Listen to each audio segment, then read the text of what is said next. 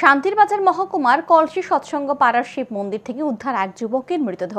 মৃত যুবকের নাম আকাশ মগ। মঙ্গলবার সকালে স্থানীয় জনগণ প্রথমে মৃতদেহ দেখতে পায়। সাথে সাথে খবর দেওয়া হয় পুলিশকে। ঘটনার খবর পেয়ে ঘটনাস্থলে ছুটে যায় বাইখোরা থানার পুলিশ। ঘটনাস্থলে নিয়ে যাওয়া হয় ফরেনসিক বিশেষজ্ঞদের।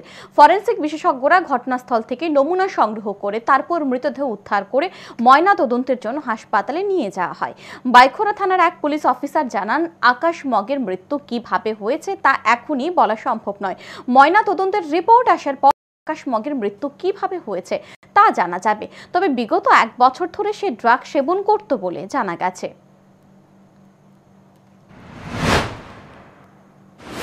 তো দেখা যাক ফরেনসিক মোবাইল টিম এসে তদন্ত করবে আরো, তারপরে বোঝা যাবে কি এখানে কোনো